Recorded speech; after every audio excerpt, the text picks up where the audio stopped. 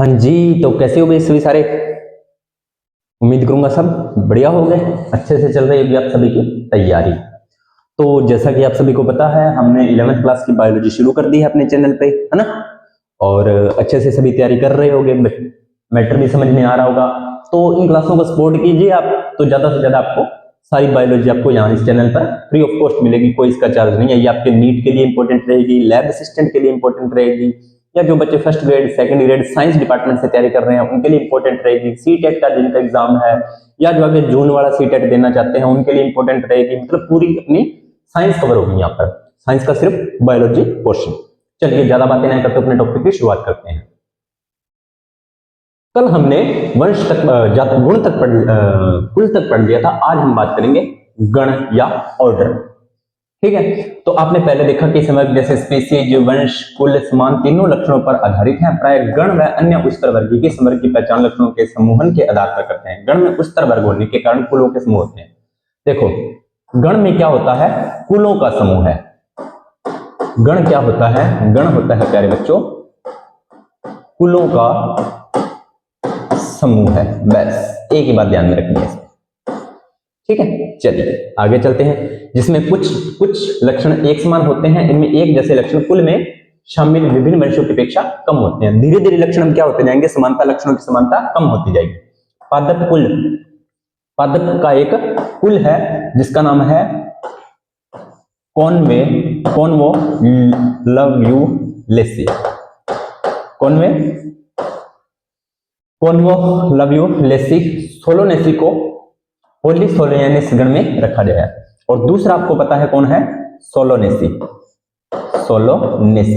ये दो कुल हैं, एक तो है कॉन्वो ल्यूनेसी और दूसरा है सोलोनेसी। तो उनको कौन से गण में रखा गया है? उनको रखा गया है पॉलीसोनियलस। नाम याद रखना है, पॉलीसोनियलस।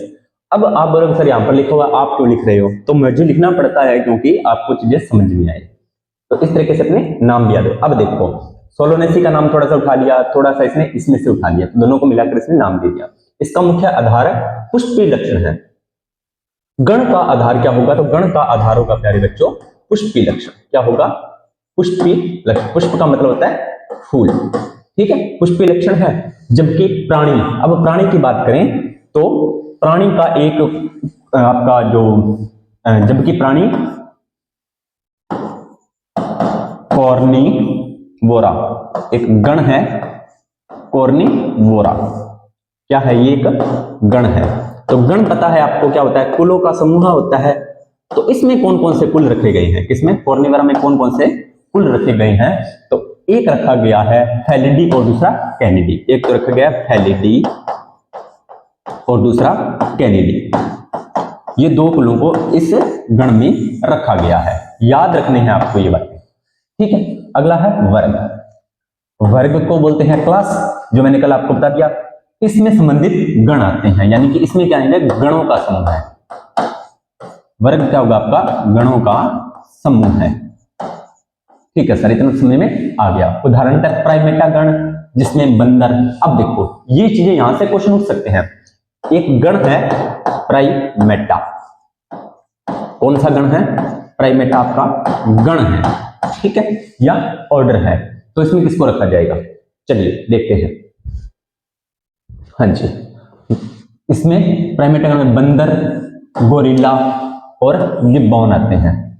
कौन कौन आते हैं? बंदर, गोरिल्ला और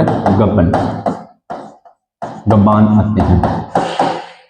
ये तीन अलग अलग जंतु हैं, तो इनको कौन से में रखा गया है? प्राइमेटा गण में रखा गया है।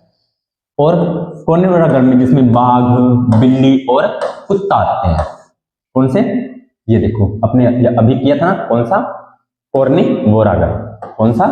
कॉर्निवोरा गण। इसमें कौन कौन आएगा? इसमें एक तो बाघ आएगा आपका, दूसरा क्या आएगा? बिल्ली आएगी आपकी, और तीसरा आएगा आपका कुत्ता, ठीक है। आते हैं को मेमेलिया वर्ग में रखा गया, बिल्कुल भी। कॉर्निवोरा को कौन से गण में रखा गया है? मेमेलिया में। मेमेलिया वर्ग। मेमेलिया होते हैं प्यारे बच्चों स्तनधारी। मेमेलिया को स्तनधारी बोलते हैं। ये बात भी आपको याद रखना। मेमेलिया वर्ग में इसके अतिरिक्त मेमेलिया वर्ग में अन्य गण भी आते हैं, बिल्कुल आते हैं। इसके बाद में है संघ। यह क्या होता है? संघ होता है प्यारे बच्चों, आपको पता है क्या होता है? संघ को फाइलम बोलते हैं या भाग बोलते हैं। संघ को फाइलम या भाग भी बोल देते हैं। तो इसमें जंतु, जैसे इसमें आएंगे जंतु, जैसे मछली कहां पर रहती है? जल में, ठीक है। उभयचर, जो जल व स्थल दोनों में रहते हैं। उभयचर होता है जल व स्थल दोनों में रहते हैं। सरीसृप, रेंगने वाले, जो रेंगने वाले होते हैं वो सरीसृप जाते हैं। पक्षी, जो उड़ते हैं या जिनमें पंख पाए जाते हैं। स्तनधारी, जैसे कि हम हो गए या और पशु पक्षी और पशु वगैरह हो गए। अगले उच्चतम संवर्ग में आते हैं जिसे संघ कहते हैं, का निर्माण करता है। इन सभी को एक समान गुणों जैसे पृष्ठ रज्जु। इसमें क्या आधार माना जाएगा? इसमें आधार, संघ में क्या आधार माना जाएगा प्यारे बच्चों? तो संघ में आधार माना जाएगा पृष्ठ रज्जु, वेरी गुड, या नोटोकॉर्ड तथा पृष्ठीय खोखला तंत्रिका तंत्र। दो बातें ध्यान में रखनी है, एक तो पृष्ठ रज्जु और दूसरा पृष्ठीय खोखला तंत्रिका तंत्र। इसमें आधार में कोर्डेटा संघ में रखा गया। कौन से संघ में रखा गया इन सभी को? कोर्डेटा, यानी कि जिनमें नोटोकॉर्ड पाई जाती है, कोर्डेटा। अब कई बच्चों को लगे सर कोर्डेटा का नोटोकॉर्ड का मतलब जिसमें रीढ़ की हड्डी टाइप कुछ संरचनाएं पाई जाएंगी, ठीक है। पौधे इस वर्गों में कुछ एक समान ही लक्षण होते हैं, उन्हें उच्च डिवीजन में रखा जाता है। यानी कि संघ होगा, अगर यहाँ पर संघ लिखा हुआ है तो वो जंतुओं के लिए आएगा, और अगर आप पादपों की बात कर रहे हो तो वहां पर भाग आएगा। लास्ट है जंतु अपना जगत या किंगडम।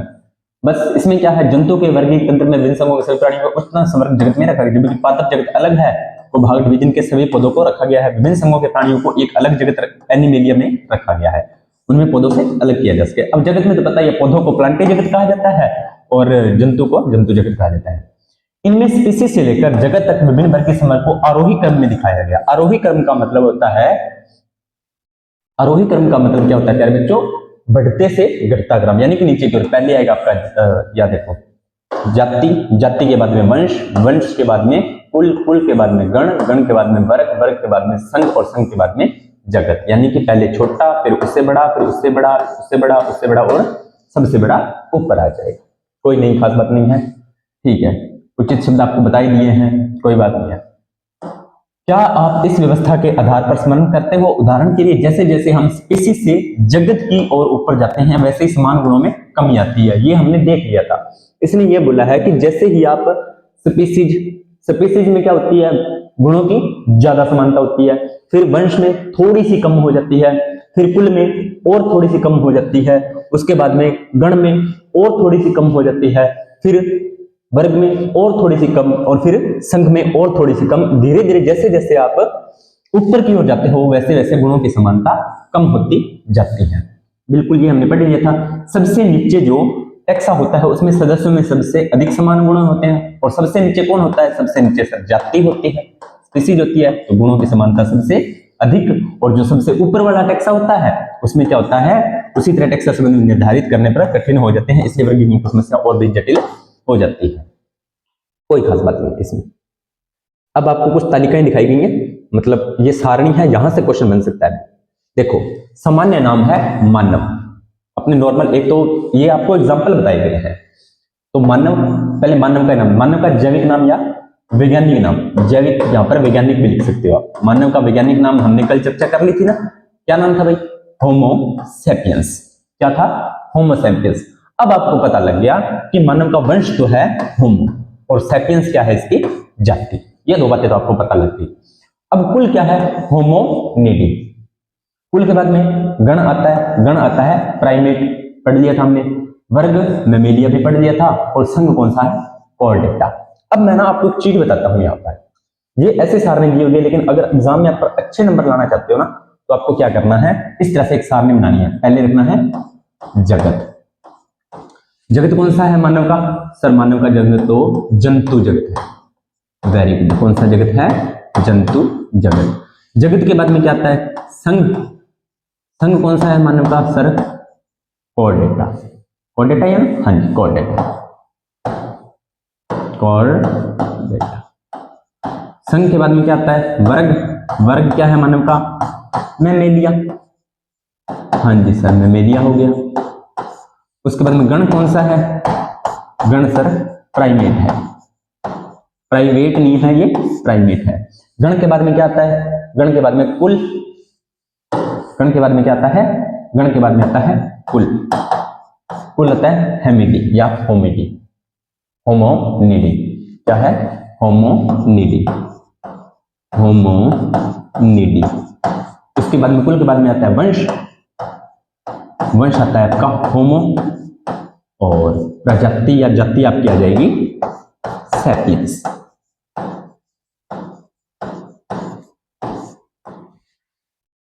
इस तरीके से आपको चीजें करनी होती हैं। कितने स्टेप हो गए? 1 2 3 4 5 6 7। ये 7 हम शुरू में पढ़ा था। अब दोबारा से फिर मैं आपको बताता हूं, ये हर जीव के लिए पूरा स्टेप बनता है, लेकिन हमने तो 3 से 1.8 मिलियन तक जीवों की खोज कर ली। अब 8 पॉइंट का हम जब बड़ी क्लासों में जाते हैं ना, अब तो 2-4 ही आपको पढ़ने होते हैं, लेकिन जैसे जैसे बड़ी क्लासों में जाते हैं इनकी मात्रा बढ़ती जाती है। तो आपको समझना होगा ये चीजें, इनको बनाना कैसे, तो आपको याद रखने पड़ते हैं भी कौन से गुणों के आधार पर किसको कैसे हमें डिवाइड करना है। तो आप ये 2 तो आराम से कर लेते हो, क्योंकि ये 2 तो वैज्ञानिक नाम से ही हो जाते हैं। जगत को आप पहचान ही लेते हो। जगत कौन से? या तो 2 ही जगत होंगे, या तो जंतु जगत होगा या पादप जगत होगा। 3 हो गए। अब ये 4 ही आपको याद करने पड़ते हैं, और ये चारों भी कहीं ना कहीं आपस में मिलते जुलते होते हैं। ये चारों भी कहीं ना कहीं आपस में मिलते जुलते होते हैं इनसे। तो इस तरीके से आप कर सकते हो। ये चीज बच्चों आपके जो माइंड में बैठेगी वो बैठेगी प्रैक्टिस से, और कोई इलाज नहीं। ठीक है, अब देखिए ये मैंने आपको एक करके बता दिया। दूसरा आपने ऐसे ही घरेलू मक्खी सामान्य नाम। अब इसको जब पेपर में करते हो तो कैसे करना हो? तो यहाँ पर ऐसे लिखा जाता है मानव। सामान्य नाम क्या है? मानव, और मानव का वैज्ञानिक नाम क्या है? Homo sapiens. Homo sapiens. इस तरीके से आप करोगे तो आपको एग्जामिनर अच्छे नंबर देगा। चलिए, अब घरेलू मक्खी का नाम क्या है? मस्का डोमेस्टिका। ठीक है, मस्का डोमेस्टिका। तो मस्का होगी इसका वंश, डोमेस्टिका होगी इसकी जाति। कुल कौन सा है? म्यूसिडी। अब देखो मस्का से म्यूसिडी मैच कर रहा है, बिल्कुल कर रहा है। ठीक है, उसके बाद में गण आपको याद रखना है डिप्टेरा। वर्ग कौन सा है? इंसेक्टा। कौन सा? इंसेक्टा। जितने भी आपकी मक्खियां, कीट, जो मक्खियां या कीट वगैरह होते हैं उनको इंसेक्टा में रखा जाता है। और संघ कौन सा हो गया? आर्थ्रोपोडा। जंतु जगत का ये सबसे बड़ा संघ है, ये क्वेश्चन बनता है। जंतु जगत का सबसे बड़ा संघ आर्थ्रोपोडा है। लगभग जंतु जगत का ये कितना भाग परसेंट कवर, कितने परसेंट भाग कवर करता है? 80% भाग ये लगभग कवर करता है। अगर हमने पूरा जंतु जगत पढ़े ना, तो उसमें 80% संघ तो आपका आर्थ्रोपोडा ही ले जाएगा। 20% में बाकी अन्य जगत आते हैं। 20% में ही आपके अन्य संघ आते हैं। अब देखो संघों का समूह क्या कहलाता है? संघों का समूह सर जगत कहलाता है, हम पीछे पढ़ के आए हैं, या किंगडम कहलाता है। अगर 100% किंगडम की बात करें, 100% जंतु जगत की बात करें ना, तो 80% आपका आर्थ्रोपोडा कवर कर लेता है। कितने परसेंट? 80%। 70 से 80 या लगभग 85 भी हो जाता है कई बार। तो ये आपको ध्यान में रखना है, ये इंपॉर्टेंट क्वेश्चन बनता है। सबसे बड़ा संघ कौन सा है जंतु जगत का? तो आर्थ्रोपोडा है। Very important question. उसके बाद में आम का वैज्ञानिक नाम कल देख लिया था, मेंजिफेरा इंडिका। तो मेंजिफेरा इसका वंश हो गया, इंडिका इसकी जाति हो गई। अब देखो एनाक रेडियसी। एनाक रेडियसी, ये देखो रेडियसी तोड़ इंडिका से थोड़ा मैच कर रहा है। ठीक है, उसके बाद में सेप्लिडेंस इसका गण हो गया, डाइकोटिलिडीनी इसका वर्ग हो गया, और एंजियोस्पर्म इसका संघ हो गया। एंजियोस्पर्म हमने पढ़ा था ना, जिम्नोस्पर्म, एंजियोस्पर्म, तो एंजियोस्पर्म इसका हो गया। उसके बाद में है गेहूं। गेहूं भी आपको पता है एंजियोस्पर्म में आता है। अब ये तो आप कर ही सकते हो, ये देखो यहाँ पर संघ भी आपके याद हो गए। उसके बाद में नाम से ट्रिटिकम, एस्ट्रियम, यहाँ से आपके 4 चीजें। ट्रिटिकम इसका वंश हो गया, एस्ट्रियम इसकी जाति होगी, पोएसी इसका कुल हो गया, पोइलम इसका, पोइलस इसका वंश हो गया, और जो आपका गण हो गया, मोनोकोलेटिडी इसका वर्ग हो गया। इस तरीके से आप ये चीजें याद करनी पड़ेगी। इस तरीके से इसका वर्गीकरण किया जाता है, जो मैंने आपको एक करके बता दिया है। प्रयास करना इस सारणी को देखकर आप इन चारों को ही कर लेना, आपको समझ में आ जाएगा विसर कैसे करना है। ठीक है, चलिए आगे देखते हैं। वर्ग की सहायता साधन। भाई अपने वर्गीकरण की सहायता के लिए क्या साधन है वो थोड़ा सा देख लेते हैं। जीवों की पहचान के लिए एक गहन और आधुनिक उपकरणों से संसाधित प्रयोगशाला तथा प्रयोगशाला के बाहर पर्यावरण के अध्ययन की आवश्यकता होती है।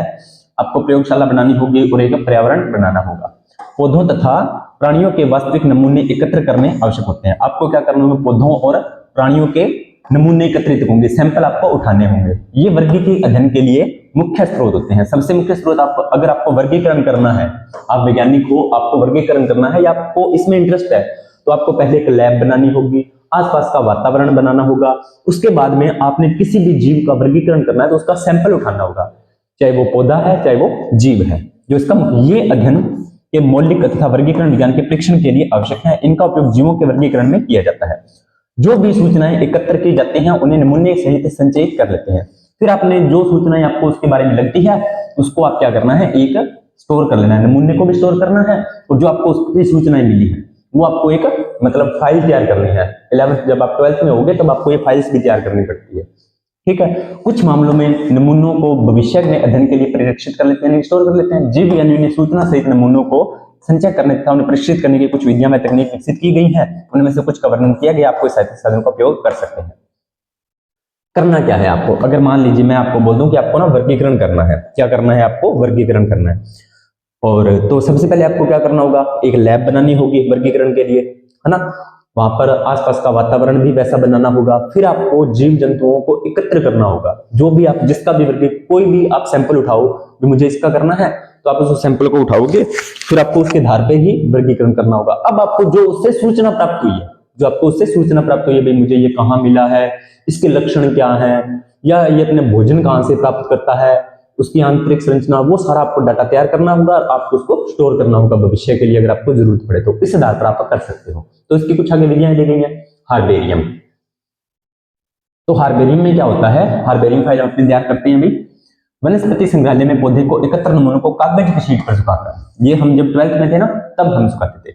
हमें क्या दिया जाता था, पौधे का कोई एक नमूना दे दिया जाता था और हम उस पौधे को नमूना लेकर उसे कागज की शीट होती थी उस पर यहाँ पर इस तरीके से चिपका देते थे उसको, ठीक है, इस तरीके से चिपका देते, सुखाकर दबाकर परिरक्षित करते हैं और बाद में जो सेलो टेप आती थी उससे इसको कवर कर देते इस तरीके से। इन शीटों को विश्वव्यापी मान्य वर्गीकरण प्रणाली के अनुसार व्यवस्थित करते हैं। फिर हमने जो विश्व प्रणाली वर्गीकरण की है, एक साइड में यहाँ पर हम वर्गीकरण का जो मैंने आपको 7 स्टेप बताए थे वो यहाँ पर लिख देते थे इस तरह से। ये नमूने सूचना सहित भविष्य में अध्ययन के लिए वनस्पति संग्रहालय में सुरक्षित रखे जाते हैं। हार्बेरियम की शीट पर एक लेबल लगा दिया जाता है। इस लेबल पर पौधे को एकत्र करने की तिथि। अब आपको जैसे ही आपने ये शीट तैयार की, इधर तो आपने उसका वर्गीकरण लिख दिया, इधर आपने कब मैंने इसको प्राप्त किया या कब इसको एकत्रित किया, कहां से प्राप्त किया, इसका पौधे को इंग्लिश में हम क्या कहते हैं, स्थानीय तथा वैज्ञानिक नाम। फिर आपने पौधे का नाम लिखना है स्थानीय, जैसे कपास आपने सरसों उठाई या सरसों का आपने यहाँ पर लिख दिया ये सरसों का पौधा है, फिर आपको उसे इंग्लिश में क्या कहते हैं वो लिखना होता है, वैज्ञानिक नाम क्या है वो लिखना होता है, आदि करके आपको एकत्र अधिनाम लिखना। हार्बेरियम वर्ग की अध्ययन के लिए तत्काल संदर्भ में तंत्र में उपलब्ध कराता है, हमें ये नॉर्मल जानकारी देता है इस तरीके से। या फाइलें आप लैब्स में देखोगे तो आपको इस तरीके से फाइलें मिल जाती हैं, या 12th में करोगे, ठीक है। चलिए अगला है वनस्पति उद्यान या बॉटनिकल गार्डन। इस विशिष्ट उद्यानों के संदर्भ के लिए जीवित पौधों का संग्रहालय होता है। ये क्या होता है, जीवित पौधे होते हैं। हार्बेरियम में क्या होता है, हम पौधे का सैंपल उठाते हैं और उसे कागज पर चिपका देते हैं, वो जीवित तो नहीं रहता।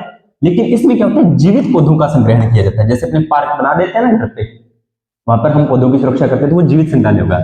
इन उद्यानों में पौधे की स्पीसीज को पहचान के लिए उगाया जाता है और प्रत्येक पौधे पर लेबल लगा रहता है। आपने कोई पौधा उगाया तो आप उस पौधे पर टैग लगा दोगे कि ये पौधे का वैज्ञानिक नाम है, ये इसका संघ है, ये इसका कुल है, ये इसका वंश है, वो सारी चीजें आप कर दोगे। जिस पर वनस्पति वैज्ञानिक नाम तथा उसके कुल का नाम लिखा जाता है। प्रसिद्ध बॉटनिकल गार्डन क्यों, लो जी। अब ये क्वेश्चन बन सकता है कि प्रसिद्ध बॉटनिकल गार्डन कहां पे है, प्रसिद्ध बॉटनिकल गार्डन, बॉटनिकल गार्डन, प्रसिद्ध बॉटनिकल गार्डन ये आपका कहां पे है, ये आपका है प्रसिद्ध है ये क्यू इंग्लैंड। कहां पे है ये, इंग्लैंड की एक जगह है क्यू, ठीक है। यहां पर ये है इंडियन बॉटनिकल गार्डन, ये प्रसिद्ध है। अब इंडियन बॉटनिकल गार्डन कहां पे है, इंडिया में, इंडियन बॉटनिकल, ये 1 लाइनर क्वेश्चन बन सकते हैं भैया आपके। बॉटनिकल गार्डन ये आपका कहां पे है, ये आपका हावड़ा में, कहां पे है, हावड़ा, नाम में देखो ना जैसे लग रहा हावड़ा भारत में है। तथा national botanical research institute Lucknow में है। नेशनल बॉटनिकल मैं इसलिए लिख रहा हूं, मैं वही चीज व्हाइट बोर्ड पे लिख रहा हूं जो आपको एग्जाम में पूछ सकता है। Botanical research institute, research institute, institute ये आपका कहां पर पड़ता है? तो ये पड़ता है प्यारे बच्चों लखनऊ, लखनऊ। ये आपको याद रखनी है, ये 3-4 लाइनें आपको याद रखनी है। इसके बाद में संग्रहालय या म्यूजियम, जहां पर चीजों को स्टोर किया जाता है। चलिए देख लेते हैं। वनस्पतिक संग्रहालय प्राय शैक्षणिक संस्थानों, शैक्षणिक संस्थानों जहां पर आपको अध्ययन करवाए जाते हैं, जैसे विद्यालय तथा कॉलेजों में स्थापित किए जाते हैं। संग्रहालय में अध्ययन के लिए परिरक्षित पौधे तथा प्राणियों के नमूने होते हैं। नमूने परीक्षित घोल में डालकर जारों में रखे जाते हैं। अब ये तो आपको पता ही है, अगर नहीं पता तो मैं आपको बता देता हूं। जैसे आप कोई बच्चे ऐसे होंगे जो अभी 11वीं की पहली क्लास ये देख रहे होंगे, जिन्होंने 12th वगैरह कर रखे हैं उनको पता है। जब आपकी ना अलग अलग, अब जैसे लैब असिस्टेंट की भर्ती आई है, तो कई बच्चों का सवाल होता है कि सर लैब असिस्टेंट की भर्ती में काम क्या है? तो काम बस यही होता है, यहाँ पर संग्रहालय बने होते हैं, जो आपकी लैब बनी होती है, वहां पर चीजों को स्टोर किया होता है, केमिकल में रखा जाता है। जैसे जंतुओं को ना आप देखोगे तो जीव जंतु छोटे मोटे जितने भी जो ऑथेंटिक होते हैं उनको इस तरह से, अगर छोटे हैं तो छोटा गिलास टाइप होता है उसमें रखा जाता है, शीशे कांच का बना होता है और उसमें केमिकल डाला होता है ताकि वो खराब ना हो। अगर बड़े हैं तो उनको बाल्टियों में रखा जाता है। तो हम जब प्रैक्टिकल करते तो हमें अचार को डब्बू हो तो ना उसमें से जैसे अचार निकालते हैं ना, वैसे मछलियों को निकालते थे, घोंघों को निकालते थे। ये चीज हमने की है, तो वो संग्रहालय होते हैं। पौधे तथा प्राणियों के नमूनों को सुखाकर परीक्षित करते हैं, कीटों को एकत्र करते हैं, मारने के बाद कीटों को डिब्बों में पिन लगाकर रखते हैं। बड़े प्राणी जैसे पक्षी तथा स्तनधारी को भरकर परीक्षित करते हैं। संग्रहालय में प्राय प्राणियों को कंकाल भी रखे जाते हैं, आपको वहां पर प्राणियों के कंकाल भी मिल जाएंगे। तो ये होते हैं आपके संग्रहालय, कोई खास बात नहीं है। अगली बात है आपकी प्राणी उपवन अथवा चिड़ियाघर। ये तो आप जानते हो, इसे जूलॉजिकल पार्क भी बोलते हैं। इन उपवनों में अधिकांश वन्य आवासी जीवित प्राणी रखे, वन्य आवासी जो वन के अंदर आवास करने वाले जो जीवित प्राणी होते हैं उनको रखा जाता है।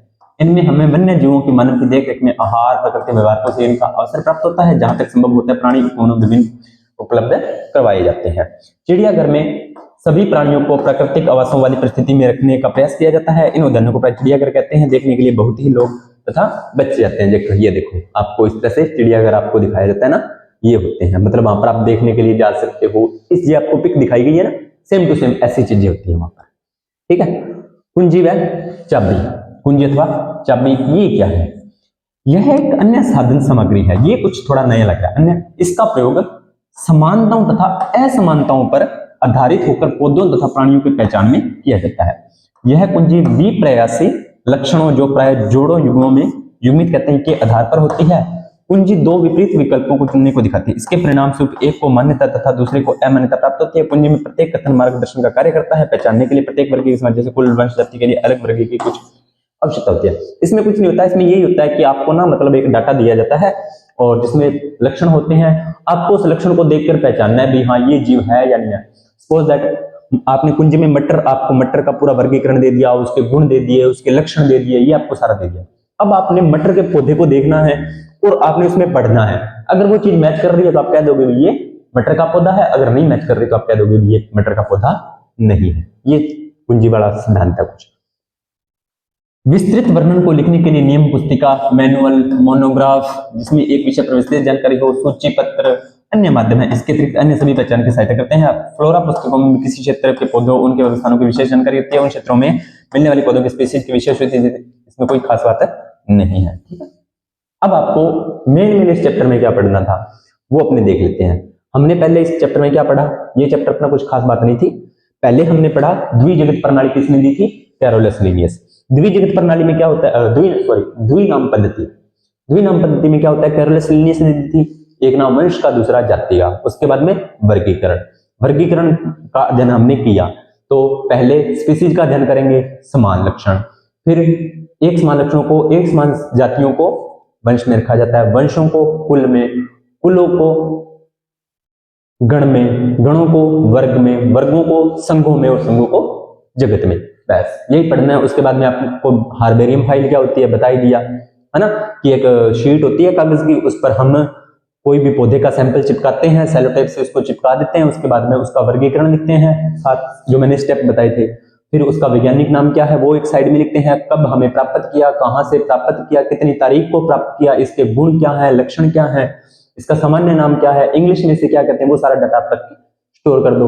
फिर चिड़ियाघर में क्या होता है, जंतु, जीव जंतु अलग अलग प्रकार के स्टोर किए जाते हैं। फिर बॉटनिकल पार्क में क्या होता है, जीव जंतुओं को रखा जाता है। फिर संग्रहालय में क्या होता है, मृत पादपों और मृत जंतुओं को रखा जाता है, जो कि उन्हें स्टोर करके रखा जाता है विशेष रसायनों में। बस यही बात थी इस चैप्टर में, और कुछ भी नहीं था। आगे जो अपना चैप्टर चलेगा वो थोड़ा सा धीरे धीरे कठिन होता जाएगा, तो हम उसके बारे में देखते हैं। आप इन प्रश्नों को करने का प्रयास करना, ठीक है। हाँ, इन प्रश्नों को आप करने का प्रयास करना है। चलो मैं थोड़ा बहुत बता देता हूं आपको कि करना कैसे। जीवों का वर्गीकरण क्यों आवश्यक है, क्यों आवश्यक है भाई, बता देना कमेंट सेक्शन में। वर्गीकरण प्रणाली को बार बार क्यों बदलते हैं, जिन लोगों से आप प्राय मिलते रहते हैं आपको किस आधार पर वर्गीकरण करना पसंद करेंगे, ड्रेस के, मातृभाषा, प्रदेश जिसमें वे रहते हैं, आर्थिक स्तर पर। तो मुझे लगता है हमें उसे करना चाहिए कि जिस प्रदेश में वे रहते हैं, ठीक है। उसके बाद में व्यष्टि और समष्टि में पहचान हमें क्या शिक्षा मिलती है। आम का वैज्ञानिक नाम निम्न में से कौन सा सही है, मेंजिफेरा इंडिका सही है या मेंजिफेरा इंडिका सही है, ध्यान से देखो। तो ये वाला सही है क्योंकि ये थोड़ा सा तिरछा लिखा हुआ है, ठीक है। उसके बाद में टैक्सोन की परिभाषा दीजिए, कुछ उदाहरण दीजिए। टैक्सोन बता दिया कि जाति, स्पीसीज जितने भी नाम है वो सारे टैक्सोन है। क्या आप वर्गीकरण सही पहचान सकते हो, देखते हैं सही कौन सा है भाई। जाति के बाद में गण, संघ, जगत। उसके बाद में वंश, जाति ये तो नहीं है, जाति, वंश, गण, संघ। अब देखो जाति के बाद में वंश आएगा, वंश के बाद में गण आएगा और गण के बाद में संघ आएगा, तो ये सही हो सकता है। वैसे देखा जाए तो ये भी थोड़ा सा सही है, लेकिन ये इतना सही नहीं है क्योंकि जाति के बाद में ज्यादा सही वंश आता है, ठीक है। जाति शब्द के मानवीय कार्यकर्ताओं को एकत्रित कीजिए, उसके शिक्षा को आपको यह अलग अलग पता करना है। निम्न शब्दों को पहचानिए, संघ को आप परिभाषित करोगे, वर्ग को परिभाषित करोगे, कुल को परिभाषित करोगे, गण को परिभाषित करोगे, वंश को परिभाषित करोगे, जो मैंने आपको बता दिया। जीवों की वर्गीकृत कुंज किस प्रकार सहायक है बताइए, पौधों प्राणी को उदाहरण वर्गीकृत अनुक्रम का चित्रण कीजिए। जो मैंने आपको 5-6 बताए थे ना, विमानव का कैसे आपको वर्गीकरण करना है, वो आपको यहाँ पर करना है इस सवाल में, ठीक है। अगला क्वेश्चन देखते हैं क्या है। ये अपना चैप्टर होता है यहाँ पर कंप्लीट। उम्मीद करता हूं आपको जानकारी समझ में आई होगी। अब मोटी मोटी इससे जो कंपटीशन एग्जाम के लिए क्वेश्चन बनता है, तो पहला है आपका द्विनाम पद्धति किसने दी थी, द्विनाम पद्धति कैरोलस लीनियस, कैरोलस लीनियस।